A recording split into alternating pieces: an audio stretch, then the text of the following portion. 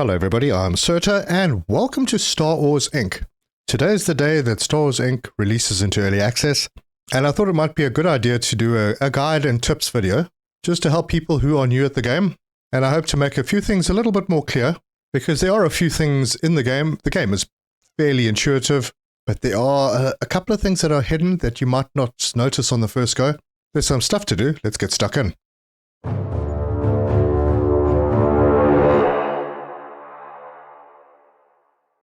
When you start the game, you're greeted by Bobby. He gives you a few things to think about and welcomes you, but most importantly, he tells you to grab your laser drill. Now, this is your major tool in the game, so you can go over it, press E, and it's equipped. Now, this tool is mainly used to clear things out. So we'll have different biomass, like this biomass over here, which you point your drill at and you shoot. Okay, and over time, you will clear out and open this area up. And once you have finished opening this area and cleaning it up, doors will open and you'll get into a new area. This is your sales room. And you'll take all of this biomass out, get rid of it, and your sales door will be available so you can sell to customers. Your sales board will become available. And you'll get a delivery spot and you'll be able to put materials in. There are various types of materials, but you need to be able to upgrade your mining tool. And you do that by heading down the ramp, one level down, and there's a little room over here. And in here, you will be able to upgrade your tool. It should show an amount. And every time you upgrade it, the little capsules on the side of your mining tool will change color. Those relates to the level of biomass or rock that you can actually break down with it. So for example, we have blue rocks over here. There are brown rocks, which you'll be able to do at your first level. And then there's this stuff, which this tool is not able to do because it's too weak. It needs an upgrade. So there will be areas that you will not be able to access because your tool is not strong enough. And there will be resources that you can't mine because your tool is not strong enough. So that covers your mining tool. Now, in terms of mining, there are a couple of things that you can mine. So we'll go through the different types of resources shortly, but you will find that there will be large areas of big rocks that are blocking your way, and you'll be able to mine them by basically pointing at those rocks, breaking them down. They break into smaller rocks like this, and you can break those down, and on the odd occasion, you'll be able to get some resources from them. You will also occasionally get some resources dropping out of biomass that you clean up. The first resource that you're going to find is ore, and ore looks like this if it has any ore in it. This ore field, as you can see at the top, has 50 units in it, and they sell for 5G per ore, and you can mine it with your mining tool. And you will get that ore, and then you can do stuff with it. We will get to that. There are other resources. The next resource that you're going to come across is Carnet. There are 100 in this. They sell for 25. So you get more and more valuable resources over time. Now, you may have noticed I have little robots. And these little robots cannot be built. They are found. You'll find them broken down from time to time. And these guys are really good because you can choose what they do. So for example, this one is collecting materials and delivering it to the sales room. That's his job. Or you could have one stationed at the sales room and handling the sales to customers. You could have one that breaks down all those small rocks that you saw earlier to clean up the place for you to carry on working. And then you can set them to go and find material and throw them into machines. So they do help with the beginnings of automation. They can also be upgraded over time, and they use tech points to get upgraded. As everything else in this game does, all the upgrades need tech points. So you can spend money on increasing the rate at which tech points are generated, and then you can use those tech points and in some cases money to improve their speed, their range. That's the range of the laser, so they don't have to get too close to the materials that they are gathering, and their carry capacity, which is the number of items that they can carry at one time. Now, for different robots with different tasks, the upgrades are different. So if we head up to our sales guy over here, and you have a look at his upgrades, he only has these two, range and TP. Now, TP doesn't really contribute anything to the abilities of the robot. It just increases the TP so that you're able to upgrade the robot faster, and it only costs money to do that. Now, right now, we've only talked about basic gathering and the basic resources. But if you want to start automating your system, we're going to have to start talking about machines. So at this stage, there are basically three machines. First machine you're going to come across is the miner, and these are unlocked by opening areas up and going and finding the terminals to unlock them. So down here is a terminal to unlock drillers. If we head around the corner, there's a terminal to unlock smelters, and there's another terminal that will unlock another machine. Not really important for these tips, but I will show you all of them. So the first one is the driller. And if we go into it, this too has upgrades. And once again, tech points are very important in order to be able to upgrade. And when you upgrade a machine, you're only upgrading that machine. So every machine like that you build, you're going to upgrade individually. And this is going to produce ores and spit them out for collection by your robots or by yourself. And those can then be delivered to the sales room, and the sales room will sell those, or you're going to do it manually in the sales room. Right now I have a robot up there in this save, but eventually you'll fully automate that. And there's our little robot collecting goods, which brings us to the second machine. This is the smelter. Works the same way. You go into the smelter, there are upgrades that need to be done, there are tech points that are required, and the upgrades here are auto eject, lucky strike, automation, and efficiency. Whichever one you decide to unlock first is totally up to you, but you can get more tech points if you want to go quickly. The auto eject basically spits out the final product automatically. You don't have to eject it yourself. The lucky strike, every time you upgrade that, gives you a 20% higher chance of getting an extra product for free. Automation is basically automating, because you will need to automate these machines. I'll go through that shortly. And increased efficiency, which means you need one less resource to be able to produce the end product. The last machine is the core forge, and that's what it looks like. And when you hop into it, you can do upgrades on this as well. It has the same upgrades as the smelter, basically. And this has requirements that you can see. And once those requirements have been met, it runs through the process. So let's have a quick look at how these machines work. Hit build for the build button. You want a driller to put on the mine. You're going to be using a specific ore driller, and then you can rotate that to point it in the direction that you want. Hover over the resource, and you will see the percentage at the top change. When it hits 100%, that is the spot that you want to put it down. Once that's in, you point your laser at it, and your laser will help you build it. There is a financial cost to building these, and with each machine that you build, it gets progressively more expensive. So with the driller, you don't really need to do anything. You can obviously do the upgrades. You can spend money on getting the increased TP and all of that, so that you can eventually do all the others.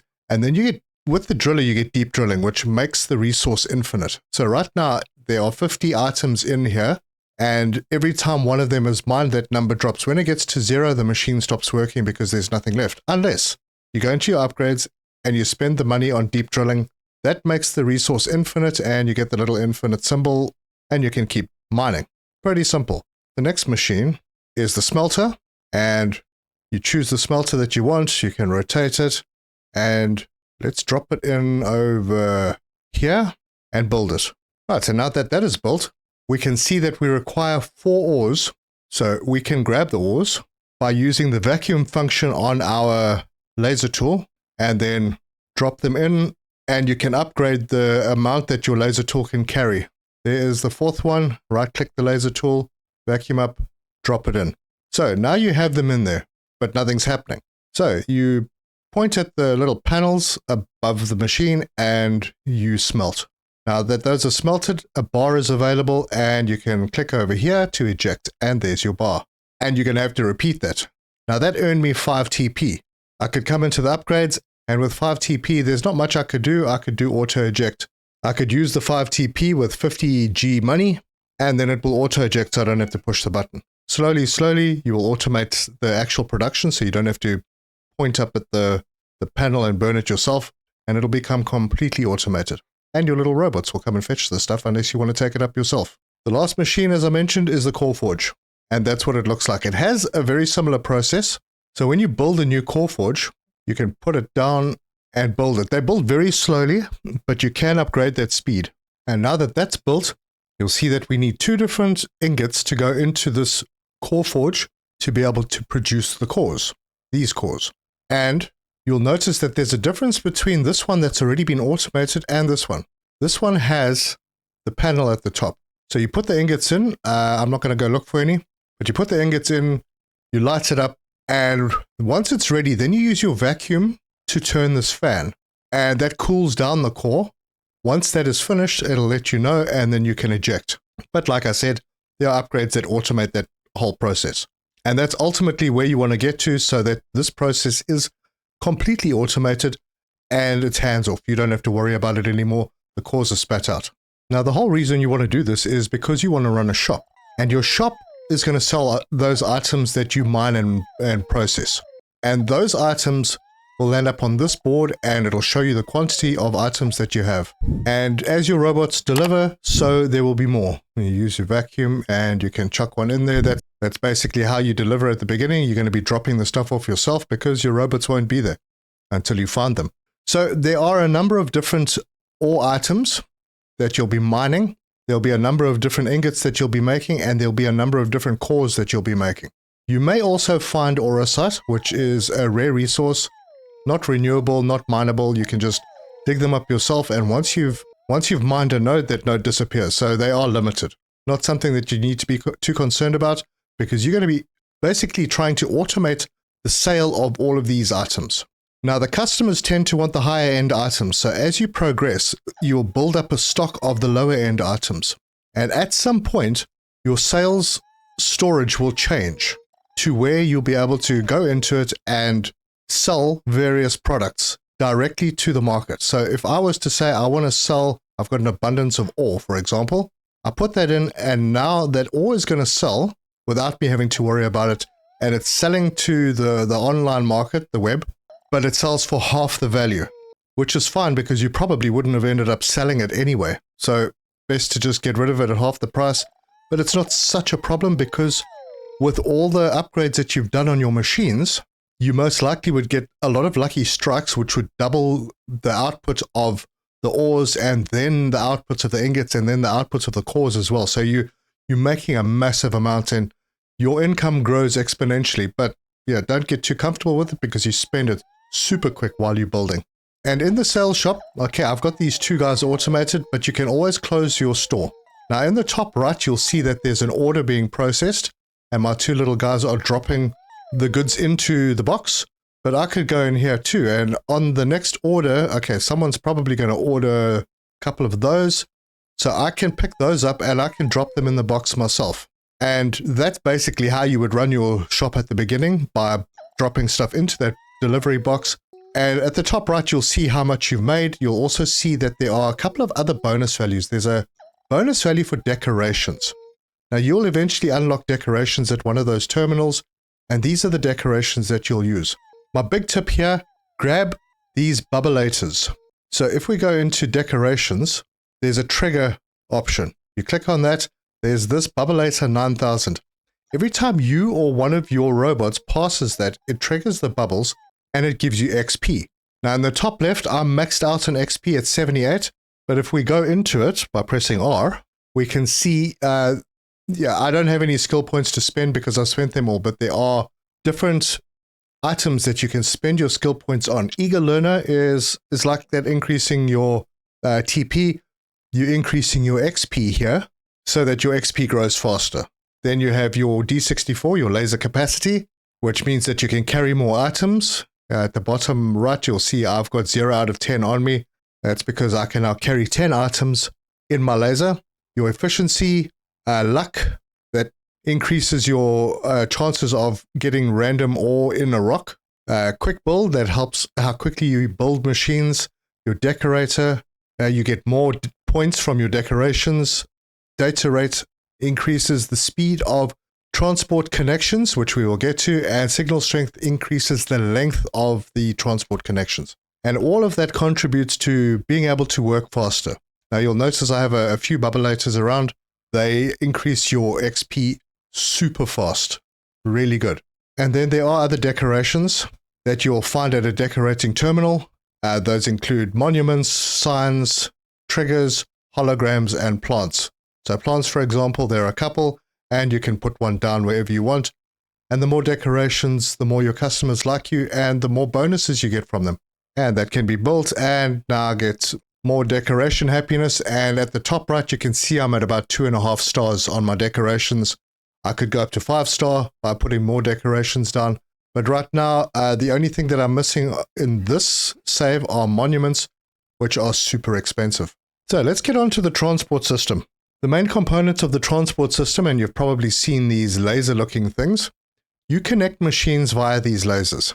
So let's head over to this little area, and we've got a miner, and that miner is feeding into a smelter.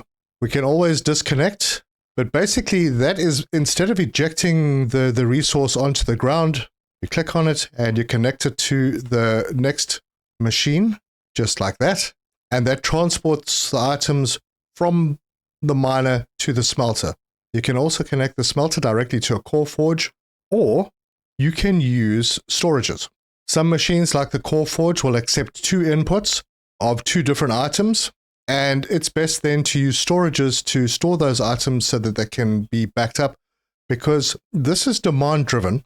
So for example, if this machine is full and nothing can leave because there's nowhere for it to go, this machine will stop working. And you don't want your machines to stop working. They've got to carry on working. So it's best to put things in storage. That way the machines can continue working without any problem. You could even put storages between the drillers and the smelters if you like. You can also use your storages as splitters. So for example, I have one resource going into this box, and it is splitting to 2 different processes. But now these connections have a limited length. When you start, it's 10 meters. You can eventually upgrade it through your increased signal strength upgrade to go to 20 meters. So if you're going longer than that, you will need a relay. And that's the relay. So if you go into your build menu, you have all the transport system stuff in here. You have your sales unit, which we'll get to. You have an ejector. An ejector is basically this little machine here. It takes an item input and it spits it out. In this case, it's spitting it out into the storage, only because this little door here wasn't able to carry a beam directly to this machine because the machine is slightly higher than the ejector. So I use the ejector to spit it in. Now you can fiddle around with how you do it. But in this particular case, I needed that material in the storage, and this was the way to do it. Then you have the storages, the small storages, and the relays. The relays, so if I build a relay, we've got a relay, and the relay is built. Now the relay has an input, which is this side, and it has an output. Now you can have multiple items coming into the input without having to worry or do any upgrades.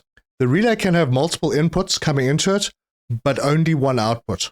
You cannot split the outputs from this point, which is why it's best to use the storages to split items if you need to. It's also not a bad idea to have storages in general. But essentially what you want to do is automate everything, and you would use the transport system to be able to do that.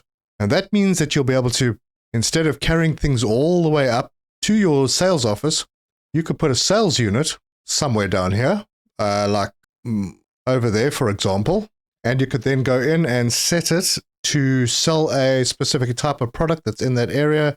Let's go with a core, and we'll do this one because I'm making them down here. They're right there. And that's grabbed the items off the ground, and there they are. They're in the machine, and it will sell. These machines can also be upgraded, so you can get TP, so you increase the TP for every sale it makes, and you can see the sales are going to be made over here. Now, this is not ideal. I wouldn't want to do this for in-demand products. These products are in demand by physical customers. This is for selling to the web, so you put these close to other areas where you have resources falling on the ground. Now, there's a lot more to this game than just this. There is a story behind it, and you're going to follow the quests, and you're going to maybe do some manual work and carry things up to your storage and go and drop them into your sales box. That'll add them into your shop, and your customers can come and buy them, and every time they buy them, you make money, and you want to make money so that you can do all the upgrades. So it's an interesting game loop, and I do like the transportation system. The areas are tight, so you have to plan your layouts pretty well. And I think my biggest tip that I didn't do while I was first playing this game was, you'll notice that these transport lines are pretty much empty most of the time. And your smelters are not working all the time, and your core forges are not working all the time. So ideally, you want to have multiple miners feeding into a smelter to keep that smelter busy as much as possible. And it might be worthwhile having a single line bringing multiple items to a specific area or to a specific smelter or core forge, so that those lines are kept constantly busy, and you can run your relays and your lines down the ramps to lower levels. and that'll bring resources through a lot faster, but you can have multiple smelters feeding up a single line as long as there's a receiver for them, whether it be a storage or a machine. I would suggest a storage because it just makes it better, but just be careful not to choke up your system. And that is what I have. This is a really cozy little game. You're just going to keep automating things and it'll keep you busy because you're going to keep expanding, and the more you expand, the more machines you're going to use. The more machines you have, the more upgrades you're going to have to do on each of those machines, until eventually you're selling the big stuff and you can afford to go and buy the cool blueprints and the decorations so that you can increase your income even more. And this game has been left open-ended, so it does look like there will be expansions to it, but this game goes into early access release as of today, so you should be able to play it already. Check it out on Steam, and if you haven't seen my playthrough of Star Wars Inc., hey, feel free to have a look at it. If you like this video, give us a like. If you want to see more, subscribe, hit the bell icon for notifications.